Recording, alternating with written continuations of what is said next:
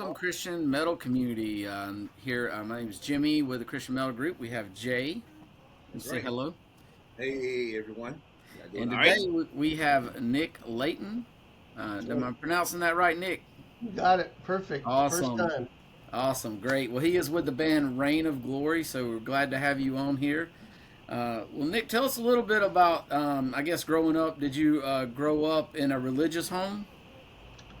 Uh, it wasn't anti-religious, but it wasn't really a church-going family either. Hmm. We went, like on the holidays, the Easter and the Christmas, and then sporadically here and there, but never really was a big part of a church in my early, my kid years. Yeah, Hmm. we call those creasters. You go on Christmas and Easter, right? Right. We call them CME Yeah, Christians over here. Christmas, Mother's Day, and Easter. Oh, there you yeah, go. that's Yeah, yeah, yeah. CME Christians. Yeah, I mean, to be fair, my mom, she would have gone more, but my dad was had a weird work schedule, Hmm. and at the time he sure. wasn't really into going to church and all that, so it kind of made things weird on Sunday mornings, I think. And plus, as a kid, I just wanted to watch cartoons and stuff, and so we didn't end up going a whole bunch. All right. Well, since you brought that up, what was the go-to cartoon when you were a Oh, kid? oh man, there's the classics, the Bugs Yeah, Bunnies and all that kind of stuff. And then I watched Super Friends, and you Super know, Friends. What about Transformers? Are you into that? no, that was No. after my He-Man. time, I think. Oh, okay. All Okay. right. Yeah, Okay.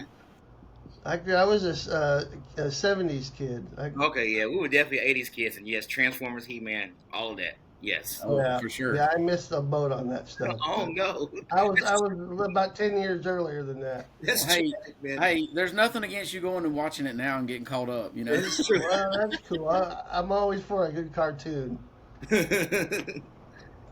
Yeah, Oh man, it's that's. hard to find that stuff, if you're like just looking for old Looney Tunes cartoons. I Mhm. don't even know how you find it.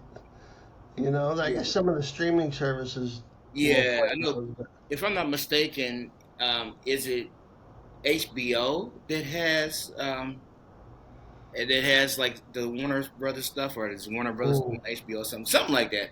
yeah, Yeah, I think so. Something I mean, something like I was angry that I couldn't even watch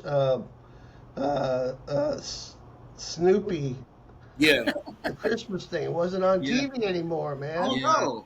I You mean, got, you gotta get that. You gotta get that sucker on DVD or VHS. You That's know. right. Yeah. Bring uh, back Snoopy. Bring back Snoopy. No.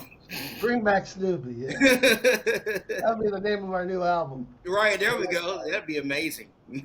Like I'll go in on it with you. I got you. So yo, Yeah. so did you grow up in a musical home? Not really very musical Okay. either. We weren't churchgoers and we weren't musical. Hmm. I really didn't have anybody in my direct family that was musical. Hmm. Had some, grandpas and some older relatives and stuff that played piano or this and that, Okay. but Okay. not really. But my dad was a music fan, and so he had a lot of albums and stuff, the Hmm. vinyl stuff. He had this giant record player that was like a piece of furniture. Oh wow. And you open it up, and so I probably scratched up 100 of his records when I was a kid. But Nice. I was really drawn to all those kind of sounds. I remember everything from like Engelbert Humperdinck to Styx and Hmm. Black Sabbath and Yeah. just anything, Yeah. you Oh, know. very a good wide variety of stuff, right? Yeah, a bunch of different stuff. Yeah. That's That's amazing. That awesome. was, that was definitely gonna be my next question. But yeah, Same. Yeah. yeah, that's cool. So you play guitar in a band, of course. Yep. And what got you started playing guitar? What influenced you to actually pick up a guitar and be like, I want to do this? Yeah, it was a combination of things. I always tell people that it was heartbreak, and all the loss of my other dreams that kind of led me to the guitar. Wow. But my high school years is when I picked up the guitar, and I was just kind of late for somebody that wants to make a career out of it. But It's just the way it worked out. It's the way God led me to it. And at that time, I had pretty much moved to a new state. I moved to Memphis from Phoenix, Arizona. Mm-hmm. All culture shock, hard to get in. There was a lot of cliques and stuff like that. I felt isolated, alone. I started drinking. They were raiding my dad's liquor cabinet when I was in high school and got into some bad stuff. Mm-hmm. And it just, make a long story short, I was just kind of a lonely, miserable kid. But that led me to heavy metal music. Okay. And it led me to wanting to maybe learn how to play the guitar. And I had a couple of buddies that were really good guitar players already in my high school years. And so I convinced my mom to go buy me a guitar because I'm left-handed. So Okay. it's hard finding a left-handed guitar. So I ended up getting a right-handed guitar, and one of the friends I was saying, he knew how to turn it around and make a left-handed guitar out of it. So that was my first guitar. I think it was a Fender Squier Strat. Okay. And I started playing at the age of, I think it was in my late 16th year, 16, 17, somewhere in there. And I just, I got obsessed with it right away. It was my happy space. And so I would sit and play, self-taught, learn from guitar magazines, learn from listening, learn from my friends, and just would sit and play guitar riffs and all that kind of stuff. And that was kind of my start into guitar, and it just never really went away, my love for it. Cool. Nice. So when you got into guitar and all, how did you kind of form, get into your first bands? I know you were in a couple of bands previous. Kind of walk us through what that was like. And Yeah, it's a big jump, really, because I started playing at 17, went to college for a whole different thing, figured out that, I couldn't stop thinking about playing guitar when I was in my classes. And so maybe I was on the wrong career path. So I finished college, but went into a different, kind of a different line of work there for a while. And God led me to playing at churches. And before too long, I got hired as a music coordinator at a church and started teaching guitar. And that's what I was doing before I really got into any serious bands. I mean, I had a band when I was in my teenage years. I had various people I would play with, but no band that put out any music or anything like that. And so it wasn't until a lot later in my late 30s, early 40s, really, when I started up Firewolf. And that was my first band that got signed to a record label. yeah, so tell us. 2011. Yeah, so Firewolf, y'all've got a number of albums out. Tell us for people who don't know, what's that style of music like, and Yeah, yeah, straight up heavy metal. It's like Judas Priest, Dio, a little bit of neoclassical Malmsteen kind of stuff in there. But it's straight up, like, I think they call it traditional metal these days. Yeah, like But classic metal, traditional metal, Iron power metal. Maiden, Mm-hmm. that kind of vibe. Mm-hmm. Yep. that's nice, awesome. And then there's also Q5, right? I was in the band Q5 for about a year. Yep. And that was, those guys, they're still going, and I'm not in there anymore, but they're like cult favorites over there in Europe. A lot of U.S. people don't know who they are, but they had the one album, Steal the Light, which was like a classic underground hard rock metal album that Okay. came out in the early 80s. And they get asked to play over there. I think they're playing in Sweden or something like that this year. And I got a buddy that's in the band now that's doing a tour with them. And our drummer in Reign of Glory, Jeffrey McCormick, also was in Q5 Okay. when I was in there. Oh wow, that's pretty cool. Yeah. And then I say you released a solo album in 2008. What was that like recording? Yeah, that was my first time actually learning how to record and mix, and kind of the first foray into actually recording an entire album and putting it out for people. And that was cool, man. I remember it came right on the heels of divorce. I got divorced, and so again there was kind of a lot of heartache going on there, but it kind of fueled me in a way to So do it. it was like therapy too, right? Like therapy, yep. And so I put myself into that, and that's kind of more like instrumental, Joe Satriani, Yngwie Malmsteen type stuff like that. There's a couple vocal tracks on it, but it's mainly instrumental. Nice. Yeah. Yeah, well, that's cool. So we were talking about power metal and just classic metal or whatever, and I know that especially you were talking about just growing up in the '70s. Um, that was heavy metal. Before, of course, we in the '80s it seemed like metal went to like thrash metal and death metal, and then we had new metal and Yeah. and like all this other stuff. Um, so I guess somewhere in the grand scheme of things, of course, people started to form uh, metal bands that were Christian and decidedly Christian. Just totally Christian message or whatever. Sometimes maybe even kind of general message that was kind of Christian based or whatever. Yeah. So I would say, where would you all fit in as far as being you all consider yourselves Christians in a band. You're a Christian band, and I kind of want to talk about the history of like Christian metal through maybe your point of view, especially as Yeah. someone that's a little bit older. Yeah. Well, Reign of Glory we're all Christians, Hmm. first of all. And I think because we're all a little bit older, we we were all into non-Christian bands growing up, and we Hmm. all came to faith later on in life. And so I think that gives a little different perspective than somebody maybe who's just starting out and wants to be in a Christian band, Hmm. right? And call it a Christian band. Right. I would say that if you pinned me down and held a gun to my head, I would say we're definitely a Christian band because we Right. Right. all our songs are faith based, Right. Right. but, Right. Right. but not necessarily the kind of stuff where it's preaching.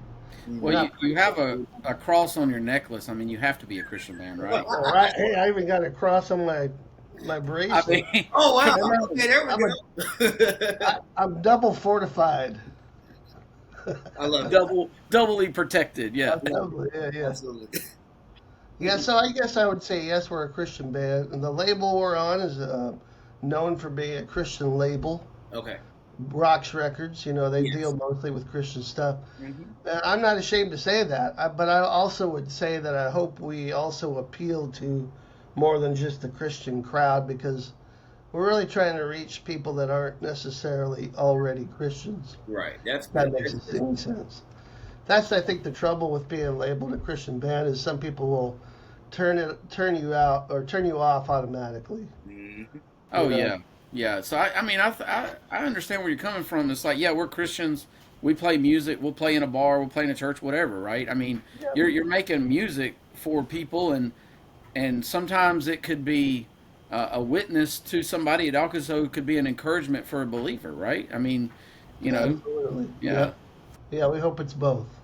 Yeah, yeah, that's definitely interesting to me. I was literally having a conversation with someone the other day about just my personal involvement in music, and I play with Christian bands. I have a couple of Christian bands, but also, I play jazz also, and like just different types of music. But Yeah. it's like most of the impactful conversations that I think I've had about Christ have been in clubs Hmm. and other non-church settings. Yeah, yeah. When you're just around people that know Christ, then it's like okay, am I really doing my part to fulfill the Great Commission? Yeah. So Yeah. Well, one cool thing I like about Immortal Fest Have you both been there before? Yes, absolutely. Uh-huh. We're planning to be Yeah. there this I year. mean, you could probably attest to this, and shout out to Steve Barhorst for putting that on because Yeah. he's the guy behind the scenes that kind of puts that on. I Hmm. mean, think about it. It's right out in the middle of nowhere in the cornfields of Ohio. In a cornfield, literally. This giant place where he has made a way for all these Christian bands to come together. And I thought, this will be our third time there. Cool. The first time I went, I thought, I don't know about this because it's kind of it's just a bunch of Christians getting together. It's almost like church, you know. It's like where's the evangelical part of it, or Right. where's you know what I'm saying? Mhm. I just didn't know how much ministry would be going on there, but I was shocked because you always have to remember that even though people may be Christians, there's a lot of pain and there's a lot of True. No doubt. hurt, and Christians need encouragement just as much as anybody else, Absolutely. if not more, you know. And so that's the community part of Immortal Fest that can't really be overlooked. I think I almost look forward to that even more than playing. Man, you're not the first person to say that. I mean, we interviewed Psych and same thing, and a lot of Yeah, other people I've talked to, man, they're like, dude, it's a family, and it's a metal community. You know, people are like, oh, that's scary, but if you're not in it, absolutely, you don't really know, right? True. True. True. absolutely, yeah. Absolutely. You know, Hmm. that's also just interesting with that. I think that um, one of the coolest things about things like Immortal Fest, and I'm actually going to audio feed in a couple of days too. And it's like one interesting thing about that is it's like even though it's a lot of Christians per se, it's not the traditional church Yeah. crowd. And I think about some of the altar calls that happen at Immortal Fest, and a lot of people did come up for sure, Mm. to be prayed for, or just to rededicate their lives to Christ, or to even dedicate their lives. I think a couple people got saved at Immortal Fest last year, Yeah. so For sure. that's also cool. Yeah, super cool. You know, that's another thing to remember is a lot of people. This is a metal community, Christian metal, but metalheads are a different breed. You know, Mhm. there's a lot of stuff that we carry around, and we kind of know each other when we see each other. You know, it's like, oh, this is a kindred spirit here. You Oh, know, absolutely. it's just we're into metal, but we're into God too, and it's like that's I don't know. I never felt that before to that degree. Yeah, So I'm looking forward to that again in about a month, less than a yeah, month now. yeah, Yeah, yeah. You was, yep, about 30 days or so. Yeah, it's Yeah, awesome. yeah. you were Well, saying. Oh, I'm sorry. I mean, go ahead. there's something that you said that was key too, like earlier, where you were talking about just kind of feeling, like an outcast, a loner type person. A lot of times, metal draws these kind of people together for sure. You know, Absolutely. and almost like like it's almost like when you see somebody with an Iron Maiden shirt or something, then Yeah, it almost speaks to the fact that we may have. It's not just we like the same band. It's almost like we have some shared experiences for sure. yeah. Very true. Very true. I agree. So growing up, you're a teenager and all. What music were you getting into? After you're kind of like high school, out of high school. What bands are you into at that point? For me, it was bands like Queensryche, Sabotage was big for me.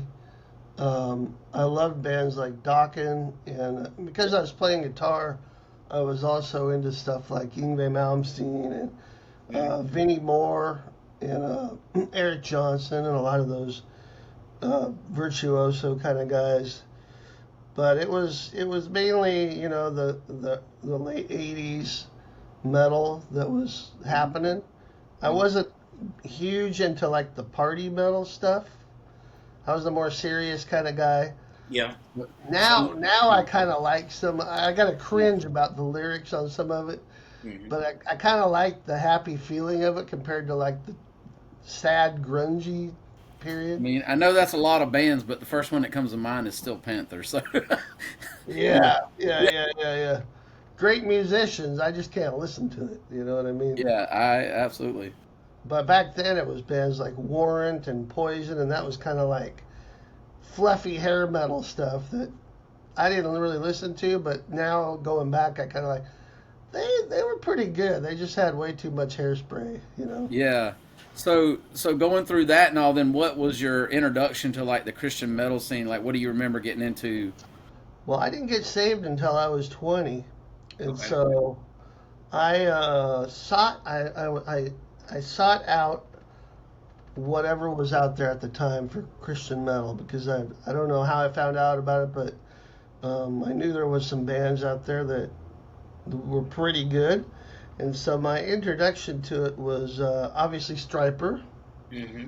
and they were they were crossed over, right? So Right, right. they were the first one I heard, and I liked them immediately because it sounded just like just as good as I should say Hmm. as the metal I was listening to. There wasn't like a drop off in talent Right, right. with those guys, and then it was bands like Sacred Warrior and Tourniquet Hmm. and trying to think of some of the bands. Bride, Yeah. Holy Soldier was another one I really liked. Guardian was a really good one.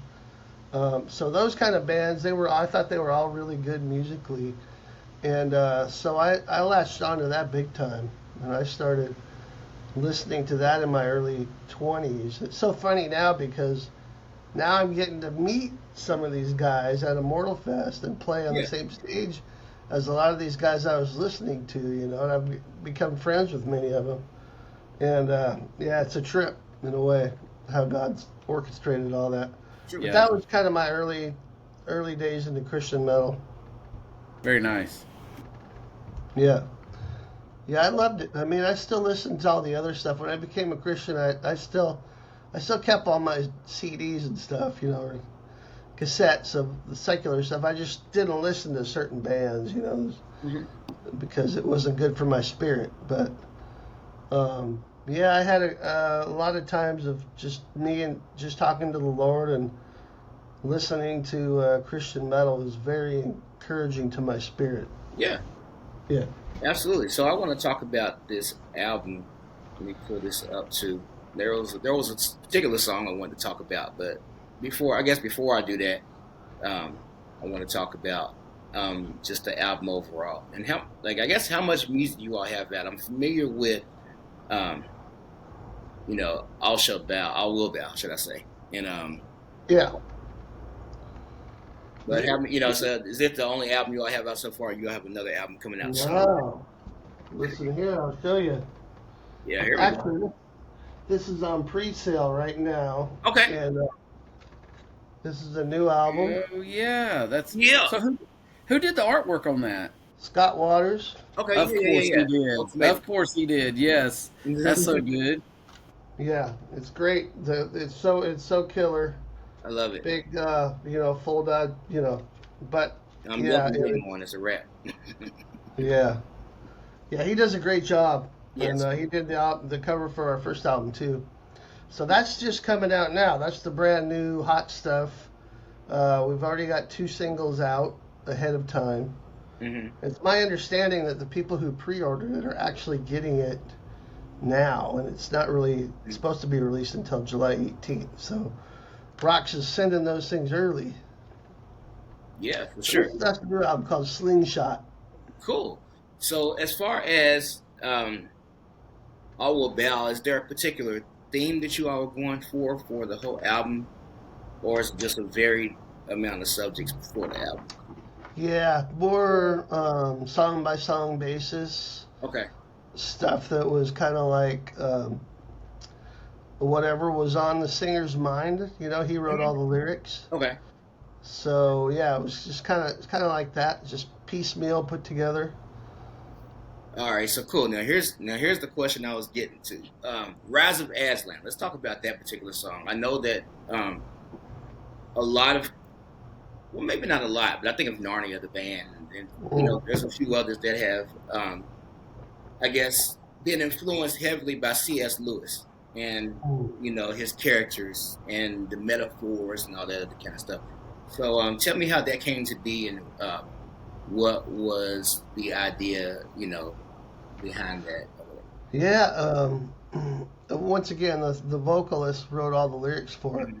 but and I wrote the music, and so I had this riff that was kind of like it's kind of a neoclassical riff a little bit. It's definitely inspired a little bit by Symphony X. I don't know if you guys know Right. that Oh yeah, band. absolutely. But that's kind of where that came from, is a little bit of Michael Romeo Yes, influence. Michael Romeo is one of the greatest. Absolutely, absolutely. And yeah, our singer at the time, Robin, I mean, we're all big C.S. Lewis fans, and particularly I love the Narnia book and that whole series. But he just wanted to write about that, about Aslan, and kind of make it an epic tale put to that music. So yeah, I don't know how many people got it, but you got it. So That's yeah, right. There you some, go. some people caught the references. Right, right, right, right. Yeah, I But love that, man. Um, Dang. Okay, so I got one more question. This is you know, just piggybacking off of that because you just mentioned Symphony X and Michael Romeo. So, comparably, would you like? Are you more of a Dream Theater fan or a Symphony X fan? Like, which one appeals to you more? ooh, love them both. But That's I a got hard question. if, like I said, if you put a gun to my head, a water gun, just a water pistol. But if I didn't know if there was any bullets in it, I'd say Symphony X. Hmm. Yeah, because I'm really a fan mainly of the early Dream Theater stuff. Yeah, Yeah, I can listen to all of the Symphony X stuff from beginning to now, to all the current. They don't have a bad album in my opinion. absolutely, exactly. Yeah, but Well, Dream Theater, they're so awesome, and Petrucci was definitely an inspiration for Yes. me. But for me, it was Images of Words and Awake. Those early albums that were really my favorites. Yeah. well Right. So I then, gotta go Symphony X. okay, okay. I feel you on listening to the album up front and the back, but which band has a better guitarist? I'm just asking. Uh, they're Uh, so they're so different. They are Uh, different. that's true. Yeah. Petrucci's like the king of alternate picking, and Mhm. of course he's got great legato and he can do sweet picking, great rhythm player. Romeo, man, he's got this crazy tapping stuff he does, Yes, absolutely. and I don't know, I was amazed by watching Petrucci, but the first time I saw Michael Romeo play, my jaw hit the floor. I Mm. was like, oh man, I don't even know what he's doing. That's how good he was. So And this is you coming get from a guitar player that's been playing for a while. I was like, you got to man, see both of them live. yeah, Oh man, I cannot Nice. wait to see Symphony X. several times for both of them, and they're Wow, great.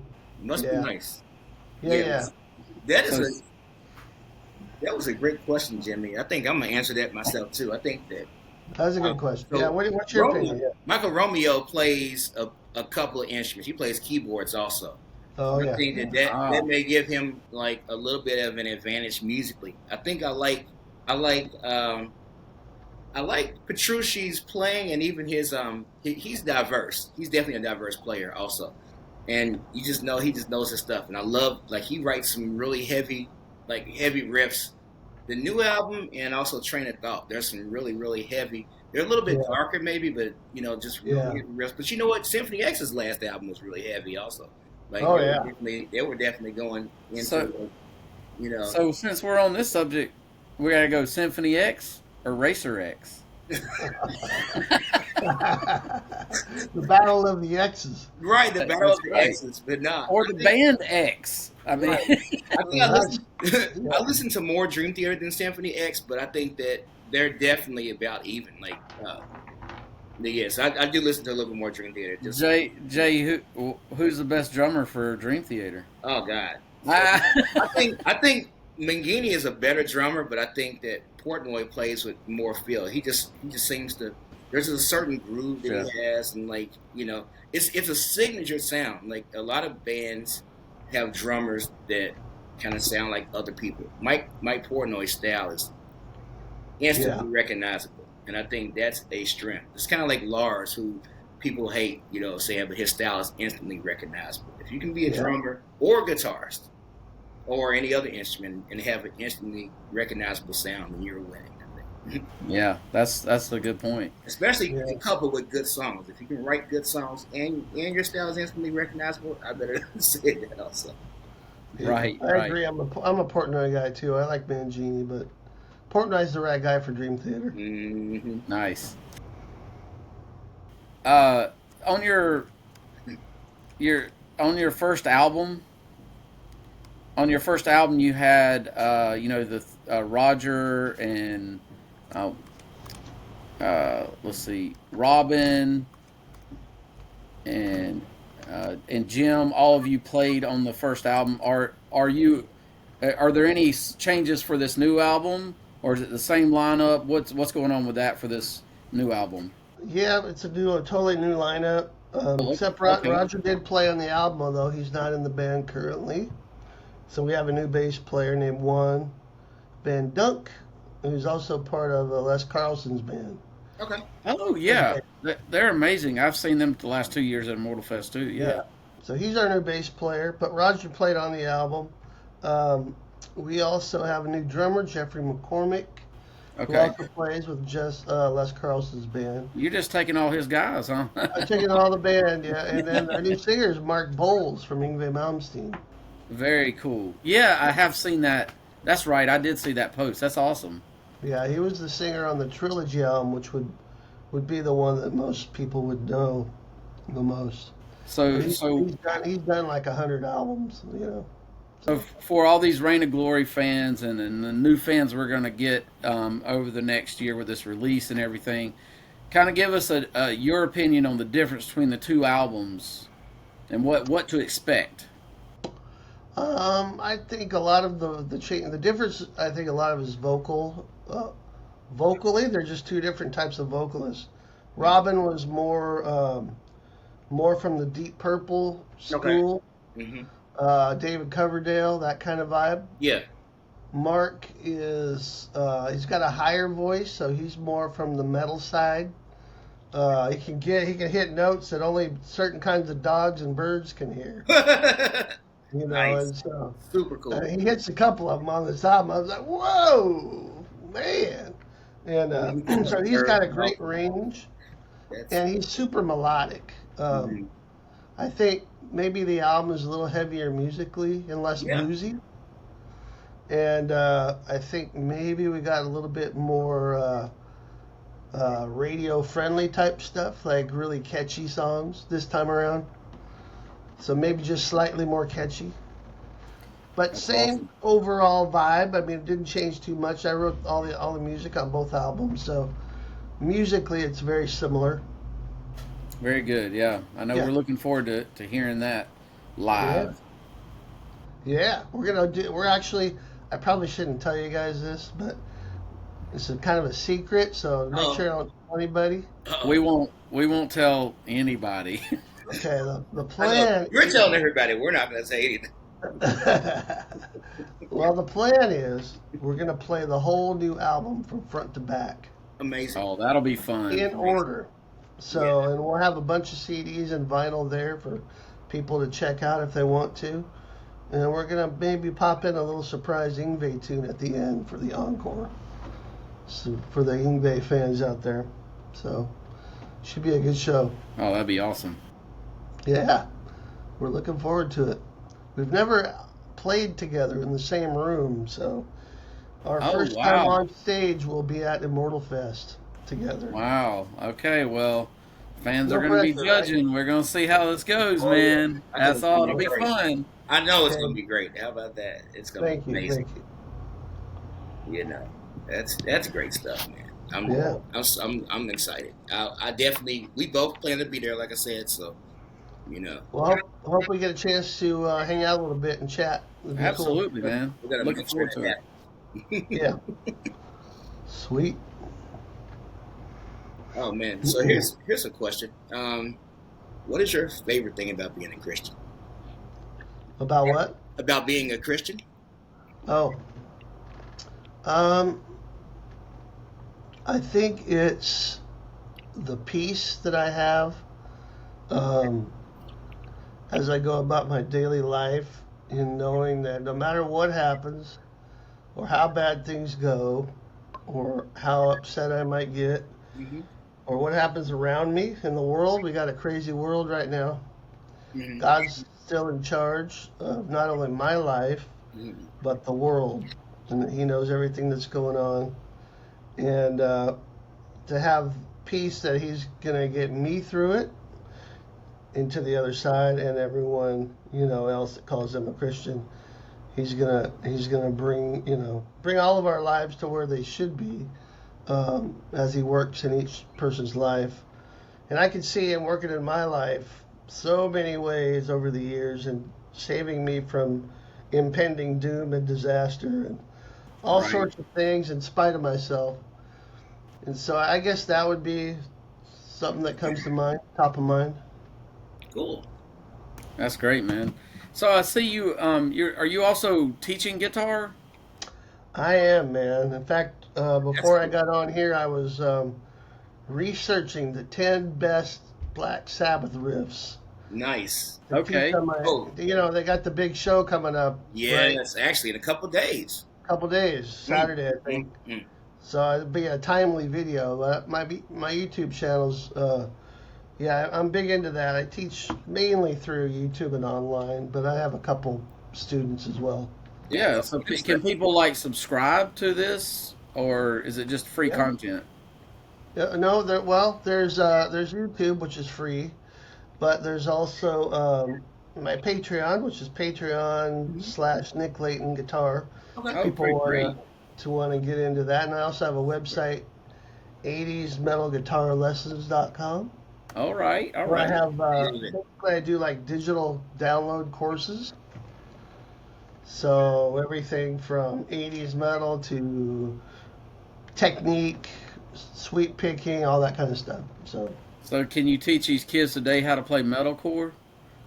no, He said no. I don't do Don't even metalcore. worry about it.